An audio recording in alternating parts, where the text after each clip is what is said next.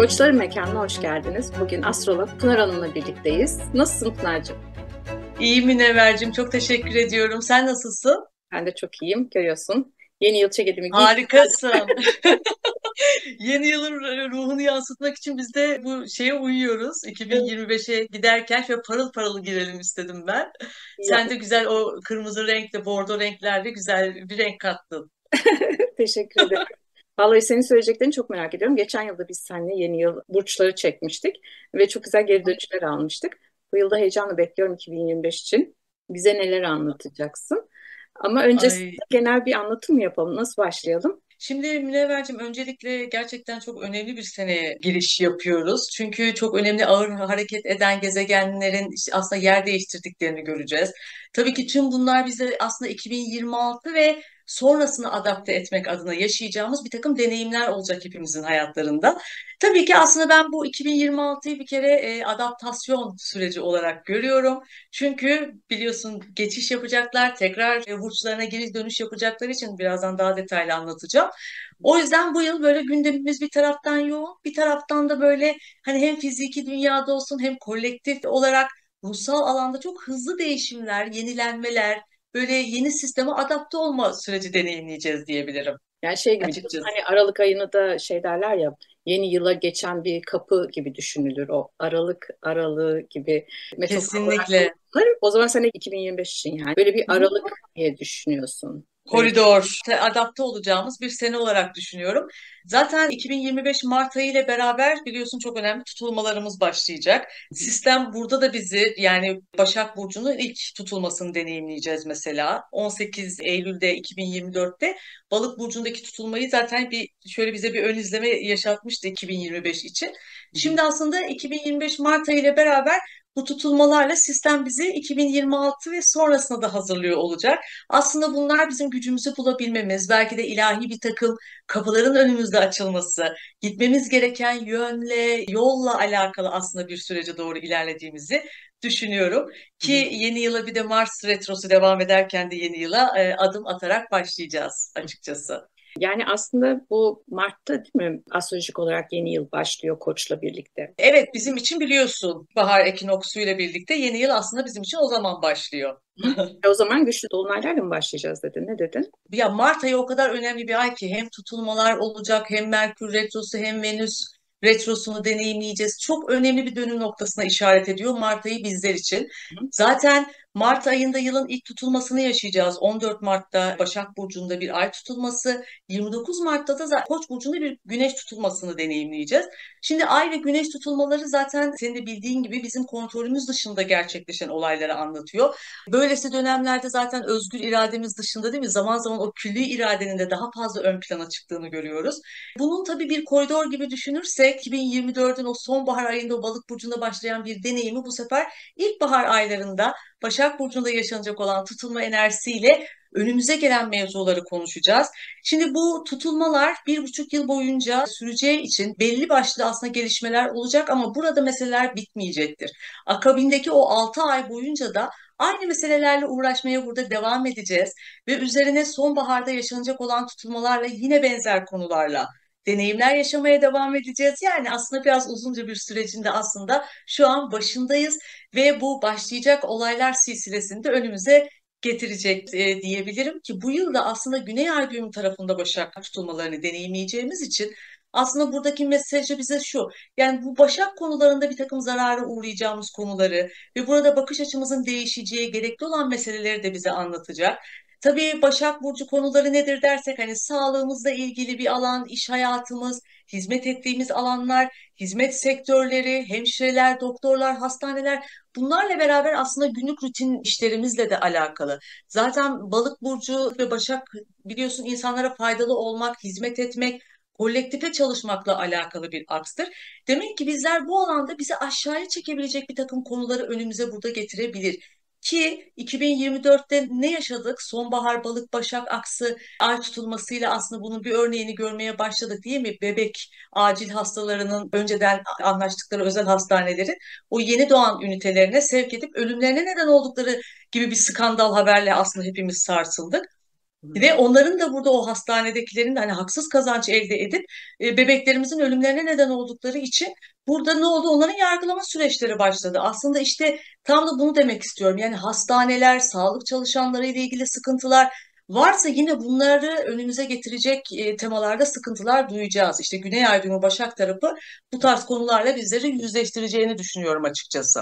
Ben senden şöyle duyuyorum. 2025'te aslında böyle bir öğrenmeli, anlamalı, bir şeylerin gizli kapaklı olan şeylerin ortaya çıkmalı. İnsanlar Evet. fark etmeli ve farkındalık yaşamalı bir yılı gibi hissettim. Hele Mars Evet. retrosuyla da gireceğiz dedin Hı başta. hı. Onun da bize Kesinlikle. nasıl bir etkisi olur bilmiyorum. Onu da kısaca bir Hı hı. soracağım. Tabii söyleyeceğim retrolar kısmında. Şimdi tutulmalarla ilgili şunu da söylemek istiyorum ki aslında bu Kuzey Ay düğümü Balık burcunda da olduğu için aslında bizler ne isteyecek bizden bu tutulmalar? Balık tarafını deneyimlemeyi daha çok öğrenmeye bizi davet edecek. Şimdi tabii ki Balık burcu nedir? Hayal gücü, sezgiler, empatik, fedakarlık, merhamet. Bunların yanı sıra nedir? Rüyalar, uyku, maneviyat, hani yoga, meditasyon ve spiritüel alanlarla ilişkili. Yani balıkta daha çok böyle soyut balık enerjisiyle aslında tam anlamıyla bağ kurabilmemiz için onun zıttı olan Başak Burcu'nun o aşırı analiz eden, takıntılı ve her detayı kontrol etmeye çalışan taraflarını geride bırakmamız gerektiğinin işaretini bize aslında söylüyor. Yani Başak'ın getirdiği tabii ki disiplinden tamamen vazgeçmek değil, sadece onun o engelleyici yanlarını biraz törpülemek, geride bırakmak bunlar önemli olacak. Elbette rutinlerimize halen daha bağımlı kalmamız, çalışarak ve kendimize daha iyi bakacağız. Ama bunu tabii bir balık gibi daha böyle akışkan, daha esnek bir şekilde yapmalıyız. Çünkü Başak Burcu'nun biliyorsun takıntılı tarafı var. Daha böyle detaylara takıldığı yerde işte Balık Burcu orada diyecek ki daha geniş, engin görme yetisiyle resmin büyük tarafını görmemiz gerektiğini aslında bize öğretecek. Hı Bu yıl bunlarla çok alakalı olacağını düşünüyorum. hı. Zaten bu yıl tutulmalara Satürn ve Neptün de eşlik edeceği için Balık burcunda tabii ki burada bize diyor ki hani bir takım emek verilen, çaba sarf edilen, efor verilen konularda irademizin de tabii ki bir tarafında testlerden geçireceği noktayı da aslında burada tetikleyecek diyebilirim. Yani Balık Başak aksı karşılıklı olarak insanlara faydalı olmak, hizmet etmek, kolektifle birlikte aslında çalışmakla alakalı da bir enerjidir. O yüzden bu tutulmalarla hayatımızda bir takım konuları başlatacağımızı, belki ilahi bir takım kapıların önümüze açıldığı, hani bunlarla alakalı diyebilirim. Yani bir şeyleri fark etmemiz için aslında bir takım işaretler bizlere veriliyor olacak bu dönemle birlikte. Ki bu tutulmalar 2006, 2007 ve 2008 yıllarıyla da benzer. O dönemlerle kıyaslayabilirler hani nasıl geçmiş hayatları ile ilgili ve bunlarla benzer çünkü tutulmalar yine aynı alanda olacak. Evet. Ben de danışanlarıma özellikle öyle diyorum. Yaşı tutanlar gitsin o yıllarına bir baksın neler yaşamışlar. Çünkü şimdi bazen insanlar dediğin gibi Satürn ve Neptün'ün orada olmasıyla beraber hem sıkıştıklarını hissediyorlar hem de hayal kırıklığı yaşadıklarını düşünüyorlar. Yani bu kadar emek verdim bir şeye ulaşmıyor dedikleri noktada durun sabredin Neptün Koça geçtiğinde bakın neler olacak. Hani umudunuzu Neler olacak? kaybetmeyin. O yüzden dediğin şey çok kıymetli. Okey detaycılık tarafımızı ya da o düzen disiplini bir kenara bırakın değil bu ama orada boğulmadan biraz dışarı çıkıp daha geniş bakmayı belki de balık bize salık veriyor olacak. Evet, katılıyorum Münevverciğim. Ve Mart ayı tabii aslında öyle bir ay ki gerçekten böyle retrolar falan da olacağı için hem tutulmalar. O yüzden böyle geçmiş ve gelecek arasında böyle ince bir çizgide hani kritik kararların alınabileceği ile alakalı konuları da aslında önümüze getirecektir diyebilirim. Yani bunları getirecek. Şimdi Neptün de 13-14 yıl aradan sonra artık Balık burcunu bırakıp Koç burcuna geçecek 31 Mart'ta. Koç burcunda olacak. Şimdi Mayıs ayı itibariyle Satürn de Koç burcuna geçecek. Yani bunlar bir taraftan Plüton'la da uyumlu açılar içerisinde olacaklar. Ateş ve hava elementinde oldukları için. Hı Şimdi hı. bu ne demek? Yani toplumların bilincini açıyor olacaklar. Bir yerde böyle uykudan uyandırma, saatin alarmının çalması gibi böyle bir etki olabilir. O yüzden bizler de hayatta kalma, o suyumuzu koruma, öz saygımızı kazanma anlamında böyle bir takım deneyimleri önümüze getirecek gibi duruyor. Tabii ki burada bizim komplekslerimizi, kendi kendimize sınırladığımız, kendi gerçekliğimizi belki görmekte zorlandığımız ya da kopamadığımız o tutum ve davranışlarımızı da çok rahat bir şekilde görüp aslında burada bir şeyleri anlayabileceğiz. Bu tarz konuları da önümüze getireceğini düşünüyorum. Hı hı. Şimdi 20 Şubat 2026'da Satürn ve Neptün Koç burcunda tam böyle gene 0 derecelerde kavuşacaklar. Zaten bu ikili ne zaman buluşsalar Münevver, dünyada yeni bir trendi başlatmışlar. Jenerasyon gezegenleri zaten hep bir trend başlatır. İşte o dönemlere baktığımızda böyle hippie dönemi, işte çiçek çocuklar falan bunlar ortaya çıkmış. Ve o dönemlerde işte uyuşturucu gibi konular, böyle rock müzikler, işte cinsellik konuları, bunlar böyle önemli bir kısmını oluşturmuş. Yine işte vejetaryen beslenmenin arttığı, daha özgürlük, insanların böyle daha materyal planında paranın gücünden kurtulup kendilerini daha yoga, meditasyon yapmaya, algı değiştiren, uyuşturan ilaçlar kullanmaya başladıkları zamanlarmış mesela baktığımızda. Neptün tabii aynı zamanda iklimleri, atmosferi, bunları da tarafında temsil ettiği için su kaynakları, bunların nasıl kullanıldığıyla da çok ilgili. Zaten Poseidon mitolojik anlamda da baktığımızda denizler, su kaynakları zaten bunları temsil ediyor.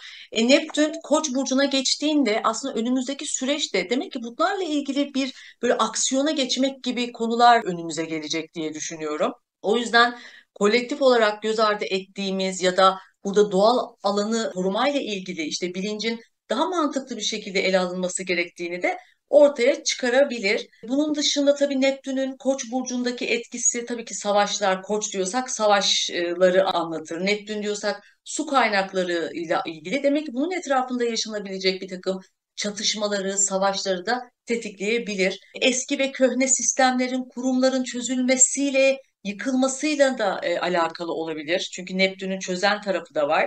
Yine tarihsel olarak Neptün'ün Koç burcundaki geçişi önemli böyle dini çatışmalarla da örtüştüğünü anlatıyor.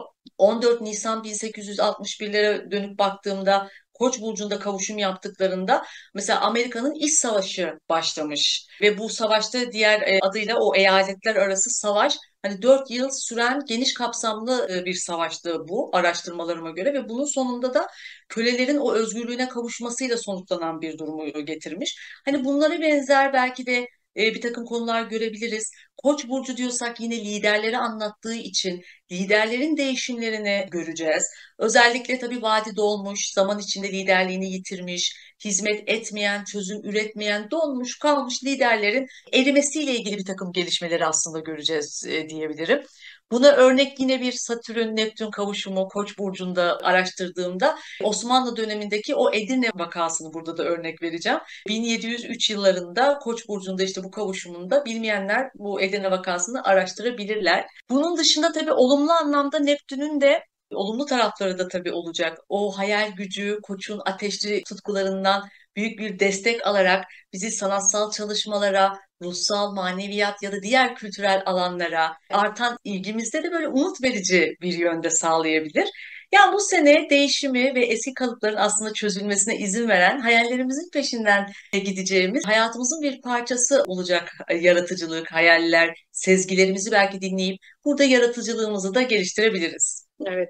Yani ben de bir koç olarak danışanlarıma onu söylüyorum. Diyorum ki şimdi bu geçişlerden bahsettin ya, Mart'ta, Nisan'da, Mayıs'ta olacak ve onlara Plüton güzel bir açı yapacak dediğin yer. Evet, Neptün ve Koç evet. Şimdi orada o zaman yeniden bir yapılandırma, kendinizi belki de yeniden yaratmak istediğiniz o koç hangi alanınıza denk geliyorsa oraya bir bakın, oraya bir odaklanın, ama hazır Neptün hala balıktayken hayal gücünüzü kullanarak ben orada o vakit geldiğinde neyi dönüştürebilirim gerçekten, neyi köklü bir şekilde yıkıp yeni bir şey inşa edebilirim orada kendimle alakalı gibi Çok bir doğru. planlamaya girmelerini çok söylüyorum. O yüzden kıymetli. Harikasın. Senin de bu yanına bayılıyorum işte. O Koç'un herhalde o öncülük tarafın tam böyle o insanları harekete geçiren tarafı harika. Mükemmel gerçekten.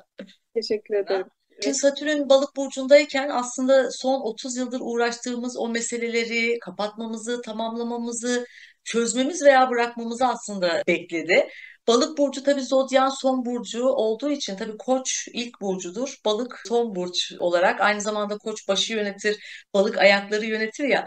Yani gerçekten bu nedenle hem Mayıs ayının sonu ile Eylül ayının başı arasında önümüzdeki 30 yılımızı hepimizin şekillendirecek ana temaların bir ön izlemesine yine burada deneyimleyeceğiz. Ancak Koç Satürn'de tabii düşüşte ve zayıf kabul edildiği bir burçta. Satürn de tabii ki burada baktığımızda düşüşte olması yani bize şunu diyor: disiplin, kurallar, planlama stratejisi, bir şeyleri zamana yayma, sabır gibi konularda bazı zorlukları da bize getirebilir. Tabii ki Koç çok hızlı bir burç, sabırsız. Satürn ise bunun tam tersi. Yani bir şeyleri daha zamana yayarak, daha yavaş ilerleyerek sabır göstermek gereken bir gezegen. O yüzden burada bazı uyumsuzluklar olabilir Münevver'cim. Tabii Neptün ve Satürn Koç burcunun ilk derecelerinin üzerinde de ilerleyeceği için biliyorsun bu dereceler hepimiz biz astrologlar için de çok önemlidir. Eski kadimler de buna çok önem vermişler. Çünkü ilkbahar ekinoksunu temsil ediyor 0 derecede. O yüzden yeni bir hikayenin aslında hayatlarımızda yazılabileceği bir anı da temsil ediyor. Bu da gerçekten önemli. Bakalım bize gerçekten neler getirecek. Ben de çok heyecanla takip edeceğim. Bir de şunu demek isterim. Yani Satürn Koç burcundayken aslında bu 3 aylık süre zarfını nasıl daha iyi kullanabiliriz? Gerçekten burada öz disipline odaklanmamız, işte liderlik yeteneklerimizi geliştirmemiz, kimliğimizi, imajımızı, bedenimizle olan ilişkimizi burada yeniden tanımlamamız çok çok önemli olacak. Biraz tempomuzu yavaşlatmak, daha o sabırsız eğilimlerimizi aşmak ve geçmişin o kararlarımızın sorumluluğunu almamız burada aslında istenecek diyebilirim. Harikasın. Peki bir şey soracağım dedi. Yeni yıla gireceğiz yani ocağa öyle gireceğiz dedi. Orada Mars Evet. retronu sence bize genel olarak etkileri nasıl olur? Şimdi şunu söyleyeyim, Yengeç burcuna bir gerileyecek biliyorsun ki ama gerilemeden önce Mars Plüton'la bir karşıt açı içerisinde olacaklar. Bu da ne olacak? Liderlerin alacağı önemli kararları gündemimize getirebilir. Mars Aslan'da, Plüto Kova'da toplumları ilgilendirecek konular, güç çekişmeleri, bir takım manipülasyonlar, yani bu tarz konuları gündemimize getirebilir. Bizler de üzerlerimizde baskı hissedebiliriz. Egosal kaynaklı sorunlar olabilir bu dönem içerisinde. Daha sonra tabii ki Yengeç burcuna gerileyecek ve 24 Şubat'a kadar Mars retrosu devam edecek. Bu da tabii ki biliyorsun Yengeç burcunda aile içi anlaşmazlıklar, sorunlar, aile kurumu bunlarla ilgili çok dikkat etmemiz gereken de bir süreç olacak önümüzde. Yani 24 Şubat'a kadar bence hepimiz dikkat etmeliyiz. Daha sonra Mart'ta da retrolar falan geliyor. O yüzden aldığımız kararlar çok çok önemli olacak Münevverciğim. O yüzden harekete geçerken, aksiyona geçerken şöyle bir geride durup bir şeyleri önce bir değerlendirmek içimizde çok önemli olacak diye düşünüyorum açıkçası. Şimdi bizim Mars hayat enerjimiz ya da harekete geçme enerjimiz, motivasyonumuz diye değerlendirirsek geri gidiyor olması, önce Aslan'da gidiyor olması ben hep şunu söylüyorum. Önce kendinizle, egonuzla, güneşinizle çünkü Aslan'ın sembolizmi güneş. O zaman benim benliğimle alakalı. Ben nerelerde hareket etmedim, nerelerde adım atmaktan çekindim, geri durdum. Bir geriden bir bak bakalım orada ne yapabilirsin kendine alakalı. Sonra dediğin gibi yengeçe döndüğünde de ailenle ve yakın çevrenle ya da beslendiğin kaynaklarla alakalı bir bak bakalım oralarda neler var, ne adımlar atmamışsın. Ondan sonra da düze geçtiğinde de işte tam adım atma zamanı olacak. O yüzden bu Mars Retro'yu da kişisel hayatlarımızda, belki kolektifte tabii ki çok güçlü farkındalıklar yaşayacağız, değişimler, dönüşümler ama kişisel hayatlarımızda da bu bende nasıl etki eder, ben bunu nasıl hayrıma kullanabilirim diye böyle bir parantez açmak istedim. Harikasın. Gerçekten öyle ki bir de Venüs retromuzda başlayacak biliyorsun her sene olmuyor genelde 2 senede bir olur. Hı Şimdi bu Venüs retrosu da bir kere 1-2 Mart'ta başlayacak ve tam böyle durağan olduğu tarihler. O yüzden 1-2 Mart'ta ekstra dikkat etmelerini tavsiye ederim. Şimdi bu dönemde tabii ki yeni bir ilişkiye başlamak, ani bir şekilde ilişkiyi belki bitirmek, ortaklık anlaşmaları, bir şeyleri imzalamak, büyük alışverişler yapmak, estetik ameliyatlar yapmak, evlenmek, nişanlanmak. Yani Venüsyen konularda hiçbir şey yapmalarını bu konularda çok tavsiye etmiyorum. Yani eski ilişkilere geri dönme isteğine kapılmak gibi olabilir. Yeni bir dava başlatmak açısından uygun bir dönem olmayabilir. Daha çok ilişkileri burada aslında yeniden değerlendirmek, değerlerimizi gözden geçirmek ya da unuttuğumuz bir takım yeteneklerimizle yeniden ilgilenmek için aslında güzel bir süreç olabilir. Bunun dışında tabii ki hani evliliklerde, boşanmalarda, iş ya da özel hayatınızdaki ilişkilerde, estetikle ilgili konular, güzellikle ilgili konular, buralarda karmaşalar yaratabilir. Aynı zamanda tabii Venüs parayla da ilişkili olduğu için burada yatırımlarımıza, kredileri belki burada yeniden yapılandırmak, gözden geçirmek için bu da uygun hani değerlendirmek için ama yeni bir şey için uygun değil. hı. Merkür retrosu falan da Mart ayında olacağı için dediğim gibi yani bizim için önemli bir ay olacak. O yüzden imza, anlaşma, sözleşmeler bu dönemde denk getirmezsek iyi olur sevgili arkadaşlar. 2025 yılında tabii ki retro ile başlıyoruz. Devamında gelen Venüs, Merkür retrosu. Yani burada atacağımız adımlara çok dikkat etmemiz gerektiğini bize gösteriyor. Yani her türlü aslında Merkür Retrosu da eğer analitik zekamızsa zeka konularında da, düşünme konularında da, iletişim konularında veya hani kendimize bir çek yapmanın zamanı gibi. Yılın ilk 3 ayını belki de öyle değerlendirmek. Ondan sonra da Mart'tan sonra da bir adım atma planı belirleyip ona göre stratejilerimizi hayata geçirebilme enerjisiyle birlikte, değil mi? O hareket gücü. Aynen. 2025 gerçekten o geçtiğimiz koridor diye tanımladığımız metaforik olarak oradan rahatlıkla akmamızı sağlayacaktır diye düşünüyorum. Aynen katılıyorum ben de sana. Yani bu yılın bence herhalde en güzel yanlarından bir tanesi de Jüpiter'in Haziran ayında yaz ayları rahatlayacağız. Bence Jüpiter'de Haziran'da burç değiştirecek. Yengeç burcuna yüceldiği alana geçecek. İkizler burcunda olmaya tabii ki Haziran ayına kadar yine devam edecek. Ama Yengeç burcuna geçtikten sonra gerçekten hayatlarımızda o Yengeç burcunun haritalarımızda bulunduğu alanlarda hepimiz bir iyileşme yaşayacağız. Yani Mars retrosunu aslında bizler şu an deneyimlerken, zorlanırken bir tarafta demek ki bunun iyileşmesini aslında yaz aylarında görebileceğiz bu alanların Hı hı. iyileştirmelerini. Yani bolluk, bereket üzerlerimizde hissedeceğiz, destekler alabiliriz. Yengecin o güvenlik duygusunu üzerlerimizde hissedeceğiz. Ailevi ve duygusal konularda şansın en güçlü olduğu bir yıl olabilir. Yani ailenin büyümesi, ebeveyn olmak, kendimizi daha güvenli ve huzurlu hissedeceğimiz, böyle yeni bir yerlere taşınmak. Yani bunlar için gerçekten çok güzel bir dönem. Hı hı. Aile içerisinde eğer anlaşmazlıklar varsa bunları iyileştirmek için de çok güzel bir süreç. Terapiler almak, duygusal destekler içinde olmak, belki bağımlılıklarımızı aşmak, kendimizi iyileştirmek adına da çok güzel şifalandırıcı etkilerini bize getirecektir. Ve birçok kişinin aslında gayrimenkul alanlarında da çok güzel yatırım fırsatları olabilir.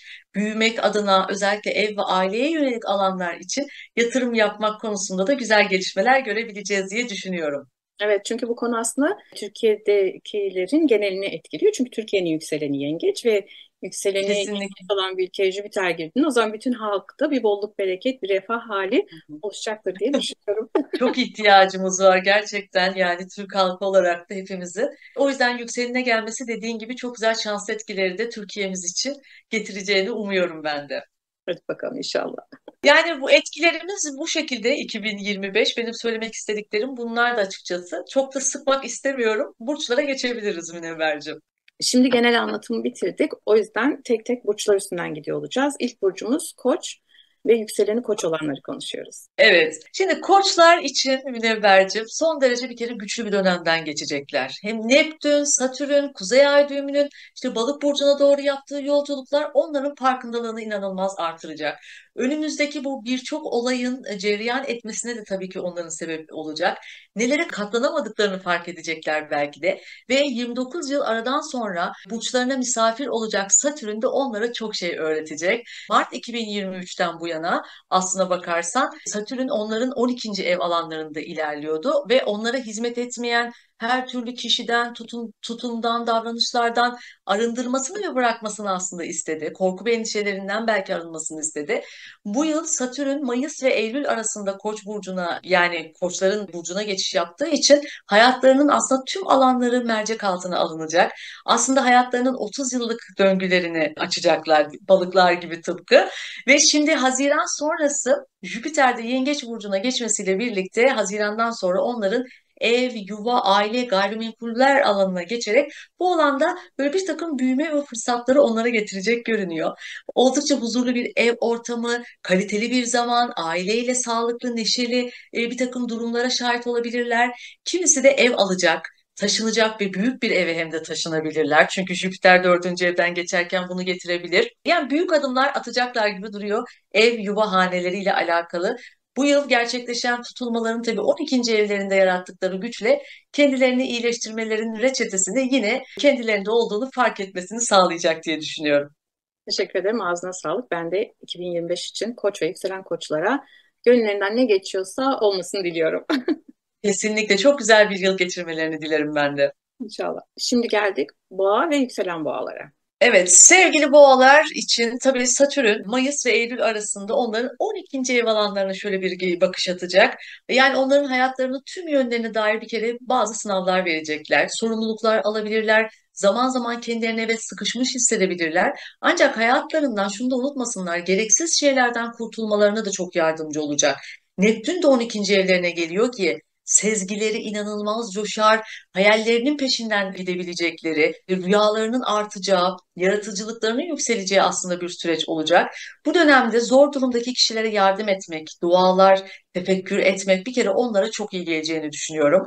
Şimdi 2025 yılının ilk yarısında onların para ve finansal konularda bir takım fırsatlar, yetenekler, belki yetenekleriyle ilgili bir takım gelirlerini artırmaya odaklanacaklar. Bunun dışında tabii ki onların Haziran sonrasında da Jüpiter Yengeç burcuna geçerek iletişim yeteneklerini geliştirmeye onları yönlendirecek. Bunun için eğitimler, bilgi, paylaşımlar, sosyal medya gibi alanlarda da ağlarını genişletebilirler. Kardeşlerinden, yakın çevrelerinden güzel haberler olabilir. Onların hayatında belki de kadersel bir takım değişimler de söz konusu olabilir. Yani bol bol seyahatler gündemlerinde olur. Kimisi belki yeni araba alabilir, yeni sözleşmeler, iş bağlantıları kurma, bunlar gündemlerinde olacağını düşünüyorum. Bu sene tabii tutulmalar onların 11. ve 5. ev alanlarında yaşanacağı için balık ve başak tutulmalarıyla onların hayatında bu alanda yeni başlangıçlar, bitişler söz konusu olacak. Böyle çok güçlü ve başarılı kişilerle, gruplarla tanışma fırsatı bulabilirler. Hedeflerine, ilerlemelerine yardımcı olacak aslında bu tutulma onlar için diyebilirim. Bazı kişilerle aralarında sanki böyle daha önceden tanıyormuş hissi de getirebilir. Çünkü Kuzey Ay düğümü, Güney Ay düğümü bu tarz etkileri de getirebiliyor. Ki bunun dışında tabii iş kazanımları açısından da şanslı etkileri olacak.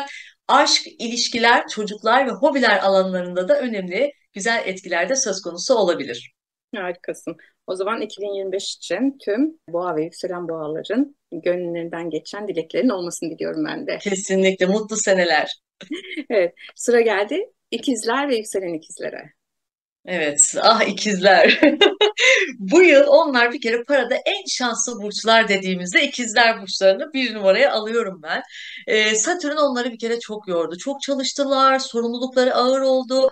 Ancak 2025 bu sıkı çalışmanın karşılığını verecek onlara.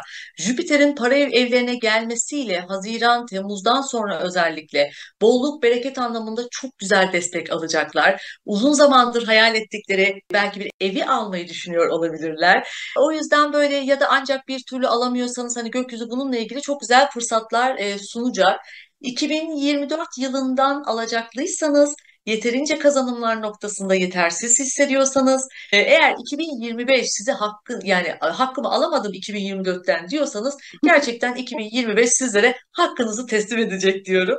Çünkü kariyerde de çok önemli kadersel değişimleri olacak. Kuzey Ay düğümü onların kariyer alanlarına geçeceği için. O yüzden bu seneyi çok iyi değerlendirmelerini tavsiye ederim. Yaz aylarında Temmuz ayında Uranüs'te burçlarına onların geçiş yapacağı için kısa süreliğine Kasım ayına kadar Temmuz'dan Kasım ayı arasında burada kalacak. Biraz olsun onlar çizginin dışına çıkmak, denemedikleri yeni bir yol keşfedebilirler. Özgürlük teması çok fazla ön plana çıkabilir bu süreç içerisinde. Özellikle yılın ilk tutulması 14 Mart Başak Burcu'nda gerçekleşecek ve bu da onların böyle çok köklü adımlar atmalarını işaret ediyor. Aile, ev, yuva, gayrimenkuller, kariyer çok odak noktalarında olacak. Arkadaşlarıyla ilişkilerde de seçici olacakları önemli bir döngü başlayacak. Çünkü Satürn arkadaşlıklar alanlarına şöyle bir bakış atacak onların. Harika. O zaman Mutlu seneler sevgili ikizler diyorum. Güzellikler sizlerle olsun. evet, ben de 2025 için tüm ikizler ve yükselen ikizlere gönüllerinden geçen dileklerin olmasını diliyorum. Harika. Evet, sıra geldi. Yengeç ve yükselen yengeçler. Şimdi onlar için diyeceğim ki mucizevi bir yıla hazır mısınız? Hayatı nereden nerelere getirdiniz? Gerçekten. Gerçekten yani 2024 yılından bu yana gerek aile, gerek iletişim, gerek sosyal çevre alışkanlıkları olsun hepsini yavaş yavaş değiştirdiler.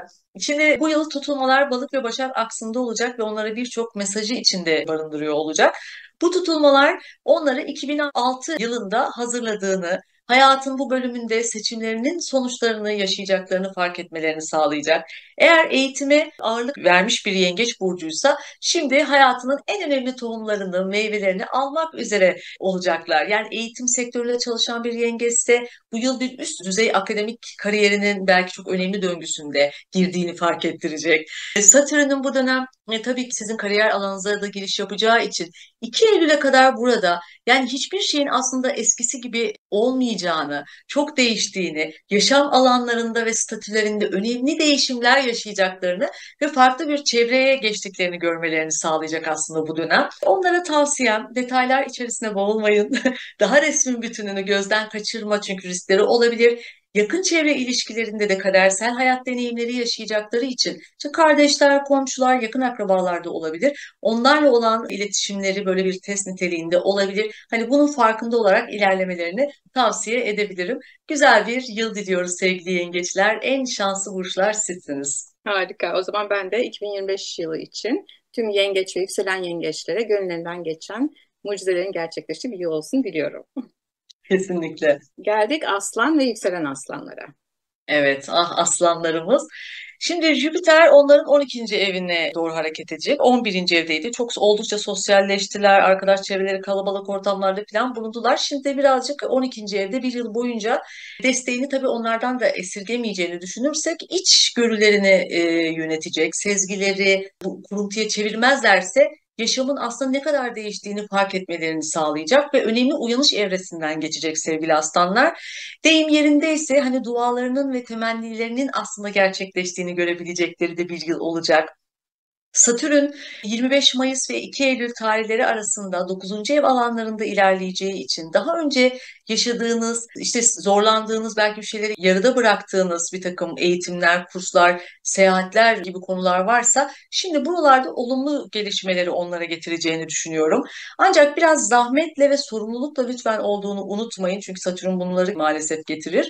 Özellikle zaman konusunda, yani siz acele ve sabırsızlık gösterdiğiniz konularda sizi zorlayabilir. Bunu da unutmayın. Tabii sevgili aslanlar, Ocak ayı itibariyle tutulmalar para alanlarında 2-8 akslarında olacak. Hal böyle olunca maddi konularınızı ve koşullarınızı sonuna dek kullanabileceksiniz. Bir süredir kendinizi belki belli konularda kısıtlayıp bütçeler yapan bir aslan burcuysanız artık burada miadı dolmuş, sizi kısıtlayan ya da gelişimize karşı çıkan şeylere sıkı sıkıya sarılmak yanlış tarafa sizi yönlendirecektir. O yüzden krizle başa çıkmayı öğrenmeniz, çıkan krizlerden fırsatlar yaratabilmenizi de lütfen aklınızda tutun.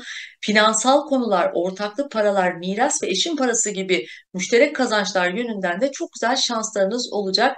Size de bol paralı, güzel bir yıl diliyorum. Harikasın. O zaman 2025 yılı için tüm aslan ve yükselen aslanların da gönlünden geçen dileklerin olmasını diliyorum. Şimdi geldik Başak ve yükselen Başaklara. Sevgili Başaklar, Haziran ayında Jüpiter Yengeç Burcu'na geçerek onları bir kere sosyal çevreden yana çok güzel fırsatlar karşılıyor olacak. Bir, hayalleri gerçekleşebilir, arkadaşlarından faydalar görebilecekleri bir süreç. O yüzden sosyalleşin diyorum ben Başaklara. Organizasyonlara, kalabalıklara karşı kendinizi gösterin, isteklerinizden bahsedin. Çünkü destekler size bu alandan gelecek. İşten kazançlar anlamında da kazançlarınızı da artırabilirsiniz. Sizler tabii bu yıl önemli bir takım kadersel, çok güzel değişimlerden de geçeceğiniz önemli de bir dönem, tutulmaları bir kere misafir edeceksiniz burcunuzda. O yüzden tabii Güney Ay düğümü birinci evde, Kuzey Ay düğümü 7. evinizde ilerleyecek. O yüzden bu yıl tek başınıza ilerlemek yerine diğer insanlarla işbirliği, ortaklıklar kurmak sayesinde hedeflerinize ulaşmak anlamında bence değerlendirmelisiniz. Eşten ve ortaklardan yana şanslı olacaksınız. Satürn de bu alandan geçişi tabii sizi bu konuda ustalaştırdığı için daha böyle temkinli ve sağlam bir şekilde de aslında ilerleyeceğinizi düşünüyorum. İlişkilerde tabii önemli, toparlayıcı bir takım gelişmeleri önünüze getirecek. Eğer tabii ki burada sağlam bir evliliğiniz yoksa sevgili Başaklar, burada boşanmalar da gelebilir. Yani bu da aklınızda olsun, ama çoğu Başak bu yıl evlenecek, nişanlanabilir, sözlenebilir. Yani kadersel bir takım birlikteliklere şahit olunabilir. Uranüs de tabii ikizlere 8 Temmuz 9 Kasım arasında geçtiği için bu bazılarına farklı bir alanda iş imkanı da verebilir. Ya da kimine yeni teknolojileri işine katma, ani gelen iş fırsatları, işte üst yöneticilerinin belki yer değiştirmesi gibi etkileri de verebilir. Yeni iş girişimleri konusunda cesaretlenebilirler ve başkalarının otoritesini kabul etmekte de biraz zorlanacakları bir süreç olabilir. Yani bireysellikleri onları ön plana çıkacak diyebilirim. Valla onlara da çok böyle önemli dönüşümlerden geçecekleri için bu tutulmalarla birlikte umarım en güzel, en istediklerinin gerçekleşmesini diliyorum onlara. Harika. O zaman 2025 için Başak ve yükselen Başakların da gönlünden geçen dileklerin olmasını diliyorum ben de. Şimdi geldi yükselen terazilere. Şimdi teraziler zaten tutulmaları hep deneyimledi kendi burçlarında. Artık onlar bencillik yapan insanları yaşamlarından siliyorlar. Yani yaşamını, parasını, kariyerini, beklentilerini korumak için elinden geleni yapmanızı sağlayan zaten bir döngüyle başlayacaklar yıla. Bu yıl yeni bir iş imkanı ve akademik alanda başvuruların önünü onlar için açacak. Düşünce kalıplarına merhem olacak gökyüzü bir kere onların o sert rüzgarlarını dindirecek. Unutmayın, bu yıl kaybedenlerden değil, kazananlardan olacaksınız. Yalnız tutulmaları tabii sadece 6 ve 12. ev alanlarında yaşayacağınız için bu alan biraz kontrol dışı etkilere açık olduğu için bu dönem onlara tavsiyem burada kendilerine sağlıklı rutinler oluşturmak, başkalarına yardımcı olmak, üretken olmak, hayvanlara yardımda bulunmaları ve ellerinden geleni yapıp ilahi plana bir kere teslim olmak, akışa bırakmak çok çok önemli. Onu da söyleyebilirim. Biraz kıskanılabilirler, öyle de bir sene. Gizli düşmanlara dikkat etsinler diyorum. Bir tutulma döngüsünü atlatmış biri olarak Kuzey Ay düğümü ve Güney Ay düğümüyle onların hayatında bir takım konuları çözdü. Neyi dert ediniyorsa onları gördüler ve orada da sınandılar zaten. Hani o kaderin ağlarını ördüğü bir yıldan geçtiler. Son bir Koç burcundaki tutulmayla tabii ki onların yine etkilenecekler oradan ama son bitiyor artık onların. Eğer burada planlı ve içten bir şekilde hedeflerine yönelik hareket ederlerse zirveye ulaşmaları an meselesi olacak. Bunu da söyleyebilirim. Ama hiçbir şeyin imkansız olmadığı bir yıldan geçecekler. Bunu göreceksiniz. Hani evlilik, çocuk sahibi olma gibi sorumluluk altına da girebilirler bu yıl. Çok güzel bir yıl geçirmenizi diliyorum. Her şey gönlünüzce olsun sevgili teraziler. Harikasın. 2025 yılı için o zaman terazi ve yükselen terazilerinde gönlünden geçen dileklerin olmasını diliyorum ben de. Şimdi geldik. Akrep ve yükselen Akrep. akrepler. Evet. Şimdi sevgili akrepler de Jüpiter'le başlayacak olursak onların 9. ev alanlarına geçiş yapacak. Geride kaldıkları her ne konu varsa ileriye taşımak, kendilerini geliştirmek adına bir kere büyük düzenlemeler yapacaklar. Yurt dışı, yabancı kültürler, seyahatler gündemlerinde olacaktır birçoğunun. İşte eğitimler, üniversite alanlarında belki bilgeleşecekleri, vizyonlarını genişletecekleri durumlar söz konusu. Davalar, mahkemesi olanlar varsa da buradan gelecek haberler onların yüzünü güldüreceğini düşünüyorum. Bütçeniz belki yeterli gelmediği için bir takım eğitimler alamadıysanız şimdi bunları hedefleyip bu alanlarda kendilerini geliştirebilirler. Bu yıl 5 ve 11. ev aksında tutulmaları deneyimleyecekler. O yüzden böyle mutlu ve huzurlu hissedecekleri kişilere zaman ayıracaklar. Pilotlar ve çocuklarla ilgili konularda avantajları olacak. Kimisi spekülatif riskli konulardan kazançlar gelebilir. Sanatsal bir iş yapıyorlarsa burada güzel başarılar da elde edebilirler. Yani burada yaratıcı projeler sayesinde hobiler belki hani buradan güzel bir takım durumları söz konusu olacaktır. 2025 Mayıs ile Eylül arasında Satürn'ün Koç burcuna geçmesiyle onların 6. ev alanlarına geçerek onlara bir ön izleme yaşatacak aslında. Yani burada Satürn bu zaman diliminde onların sorumluluklarının artabileceği, belki burada onların günlük yaşantılarında bir düzenleme gerekliliği varsa buraları düzeltmeleri için onlara sinyaller göndereceği bir zaman dilimi olacak. Düzenli beslenmeye, sağlıklarına özen göstersinler bu süre içerisinde. Onlara da sağlıklı, mutlu bir sene diliyorum.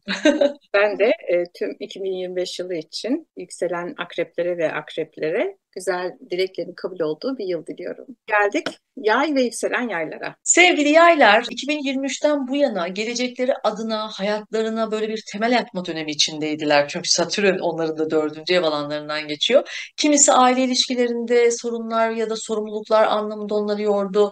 Kimisi kariyerinde hedefleriyle ilgili mücadeleler yaşadı. Mayıs ve Eylül arasında bir kere Satürn onların yer değiştirerek gündemlerini değiştirecek. Bu sefer aşk, ilişkiler, çocuklar alanlarında mesuliyetleri artacak. Somut ve kalıcı adımlar atmak isteyecekleri olaylar ile sınanacaklar aslında. Tabii Jüpiter de 8. evlerine geçiş yaparak finansal anlamda yayların yüzünü güldürecek bir kere onu da söyleyelim. Borçları varsa rahatlıkla ödeyebilirler. Mirasla ilgili paylaşımlı bir para ellerine geçebilir. Ya da eşinden gelen bir para anlamında da güzel gelişmeler olabilir. Sadece Satürn işte 5. evde tutulmalar 4-10 aksında Ocak ayı itibariyle hani burada yine gündemlerinde ne olabilir? İşte ev, arsa alabilir, satabilir, babadan gelen parasal bir destek olasıdır. Ailevi ilişkilerini biraz iyileştirmek için çok güzel olacak diyebilirim. Uranüs tabii onların 7. evlerine bir bakış atacağı için eğer açılar olumluysa haritasıyla da bağlantılı bir şekilde ilişkiler, ortaklıklar, iş anlaşmaları gündemlerinde olabilir. Biraz ilişkilerine heyecan ve hareket de gelebilir bu süreç içerisinde. Onlara da güzel, bolluk, bereketli, güzel bir yıl geçirmelerini diliyorum. Harika. Ben de 2025 yılı için tüm yay ve yükselen yaylara gönüllerinden geçen bütün dileklerin kabul olmasını diliyorum. Şimdi geldik Oğlak ve yükselen Oğlaklara. Evet. Şimdi yılın ilk yarısı oğlaklar için iş koşullarını iyileştirmek, geliştirmek için çok ideal zamanlar. İş ve sağlık alanlarında büyüme yaşarken 2025'in ikinci yarısı ise iş ve özel hayatlarındaki ilişkilerle ilgili çok güzel haberler bir kere onlara getirecek. Haziran sonrası şans ve bolluğu anlatan Jüpiter yedinci evlerine geliyor. Eğer bekar bir oğlak burcuysa 2025 yılının onları çok sevdiğini görecekler bir kere bunu söyleyebilirim. Evlilik, nişan, söz gibi konular olabilir sevgili oğlaklar. Evli olanlar eşlerinden desteklenecekler. Ortaklaşa işler, projeler anlamında da oldukça hareketli geçebilir. Satürn ise Mayıs ayına kadar onların üçüncü evlerinde ilerleyeceği için sınavları geçen sene olduğu gibi devam edecek. Yakın çevre ilişkileri ne anlam veremiyorsanız işte biraz geri çekilip iletişimde kimin ne etki olduğunu burada gözlemlemelerini tavsiye ederim. Kardeşleriyle, eğitimle, seyahatlerle mesuliyet alma gereklilikleri de yine vurgusu söz konusu. Mayıs sonrası dördüncü evlerine geçeceği için burada ev sahibi kiracı ilişkileri, ailevi konular, gayrimenkullerle ilgili mücadeleler söz konusu olacak. Aileyle ilgili sınavlar, sorumluluklar sanki var olacak gibi. Bu yıl tabii ki önce tutulmayla özellikle yılın ilk yarısı böyle bol bol seyahatler, yurt dışı eğitimler, davalarla ilgili konularda değişimler bekleyebiliriz. Yakınlarındaki kişilerin, kardeşler, kuzenlerin hayatında da bir takım durumlar söz konusu. Yani onların çevre değişimi gündemlerine gelebilir. Koç burcunda da güneş tutulması olacağı için Mart ayında özellikle onların dördüncü evinde bu 6 aylık süre zarfında ilk 6 ay aslında evleriyle, gayrimenkulleriyle ilgili konulara daha fazla eğilmeleri gerekecek gibi duruyor. Harika. Umarım çok güzel bir yıl geçirirsiniz sevgili oğlaklar. Sizleri seviyoruz yani o dayanıklılık, o istikrar. Ya hayranım bir kere oğlakların. O iş azmine hayran. Ben de 2025 yılı için Oğlak ve yükselen Oğlakların gönüllerinden geçen dileklerin olmasını diliyorum. Şimdi geldik Kova ve yükselen Kovalara. Evet, şimdi sevgili kovalar Satürn'den başlayacak olursam, Satürn bu yıl onların değerlerini, zevklerini, becerilerini ve finansal, parasal konularını böyle bir düzeltmeye, odaklamaya tabii ki yine bu yıl da devam edecek. Ancak Mayıs ve Eylül arasında Satürn'ün Koç burcuna geçerek onların üçüncü ev alanlarına odaklanmalarını isteyecek. Yani nasıl iletişim kurduğunuza, zihinsel ve eğitimsel konulara odaklanacağınız bir takım sınavlara veya fikirlerin ortaya konulacağı uzun süreli hazırlıklara girişebileceğinizi burada gösterebilir. Tabii ay düğümleri de Ocak ayı itibariyle burç değiştiriyor ve sizlerin finansal kazançlar evinizde bu sefer önemli değişimleri başlatacak. Satürn'de biraz zorlandılar ama bence Kuzey ay düğümü onların gelir gider dengesi, harcamalar, kazançları hani bunları bir tarafında gündeme getirecek ama bence parasal anlamda güzel gelişmeleri olacak. Yeteneklerini kullanacaklar. Bu yıl süresince Jüpiter'de iş hayatlarında onların sağlığını, beslenme alışkanlıklarını, belki başkalarına hizmet etme fırsatlarını da bir üst seviyeye çıkarak böyle onlara amaç ve değer hissi katacak durumlar yaşayabilirler. Yine aslında burada ihtiyaç duyulan bir zamanda gelen iyi bir geçiş olacağını düşünüyorum. Bu onların sadece aşırıya kaçmamaya ve fazla yükümlülük almamaya da biraz dikkat etmelerini tavsiye ederim. Bunun dışında tabii bu yıl gayrimenkul, aile ilişkilerinin iyileştirilmesi aslında bütün burçlar için var ama özellikle sevgili kovalar için de böyle bolluk, bereketle bağlantılı kurma gibi yeni kapılar açma açısından da bence harika bir dönem, iyi değerlendirsinler. Mutlu yıllar, güzel seneler sevgili kovalar. Harika. 2025 yılı için Kovaların ve yükselen Kovaların gönüllerinden geçen dileklerin olmasını diliyorum. Geldik son burcumuz Balık ve yükselen Balıklara. Aynen öyle. Sevgili balıklar için gerçekten bu yıl oldukça önemli. Zaten kadersel değişim zamanının olacağı tutulmalarla birlikte tutulma onların burcunda. Hem onlara hizmet etmeyen ilişkilerden, ortaklıklardan özgürleşirken kendilerini hayatın merkezine koyacakları değişimlere, yepyeni başlangıçların hani onların beklediği bir zaman. Tabii ki kaderin hüküm sürdüğü de bir yıl içerisindeler. İlişkilerinde dengeli olarak ama kendilerini seçtikleri bir zaman aslında başlayacak. Hayat amaçlarına doğru gitmeleri adına onların rotaları bir tarafında oluşturuldu. Bir takım konuları gerçekleştirecekleri önemli şanslar da elde edebilecekler. Tabii ki burada Kuzey Ay düğümü vesilesiyle burada kayda değer de bir yerleşim bunun burada olması. Satürn de zaten Mart 2023'ten bu yana önemli bir döngü içerisine geçerek onların bedenlerini, kimliğini, yaşam yönlerini ve gelecekteki hedeflerini aslında yeniden şekillendirmelerine yardımcı oldu. Bununla birlikte Mayıs ve Eylül arasında Satürn onların biraz böyle bir mali hesaplarına şöyle bir göz atacak. Belki öz değerlerini gözden geçirecekler ve bu alanlarda bir takım düzenlemeler başlayacak. O yüzden finansal konularda bazı sınavlara tabi tutulacaksınız burada tabii ki. Hesaplı ilerlemek akıllıcı olabilir. Tabii ki kazançları da olacak. Satürn yani illa kısmak demek değil. Orada kazançları da kişinin artabiliyor. Bunu deneyimledim çünkü ben danışmanlarımda da. O yüzden Jüpiter yılın ilk yarısı tabii Haziran'a kadar ev, aile, gayrimenkul konularında büyüme fırsatlarını da elde ederken 2025'in ikinci yarısında ise onların var ya aşk, keyifler, mutluluk, çocuklar ve yaratıcılık alanlarında büyüme ve yeni fırsatları deneyimleyecekler. Yani burada hobiler, yeteneklerinden kazançlar elde etmek adına sorumluluklar alabilirler. Kimi için de böyle bebek haberleri de olasıdır ya da çocuklarla ilgili güzel gelişmeler de olabilir.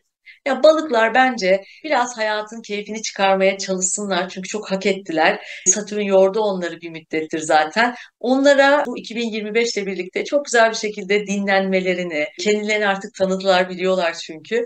Çok güzel bir yıl geçirmelerini, her şeyin istediği gibi gönüllerince olmasını diliyorum. Evet. Balıklar da gerçekten çok hassas ve narinler. Seviyorum onları da. Sevgiler. Tüm Ben burçları seviyorum. Yanlış anlaşılmasın bu arada. birlikte düşelim. Ben de 2025 yılı için balık ve yükselen balıkların gönüllerinden geçen bütün dileklerin olmasını diliyorum. Şimdi genel olarak Pınar'cığım, kapatmadan önce söylemek istediğin son cümlelerin varsa onları da alalım. Bu yılı böyle kapatalım. Ben tabii 2025'in o Jüpiter'in bolluğunu, bereketini yaşadıkları, Güneş'in o parlaklığıyla parıl parıl parladıkları, Merkür'ün kendini ifade etmesi, kendimize o anlatabilme ne kadar önemli değil mi? Yani o kendimizi çok rahat ifade edebildiğimiz bir yıl olsun. Satürn'ün istikrarı, sağlamlığı, dayanıklılığı üzerimizde olsun. Ay'ın tabii o duygusallığı, naifliği koruyan, besleyen taraflarının da olduğu, Venüs'ün aşk, ilişkiler, sevgi, yani tüm bunlar aslında hepsi üzerimize olsun.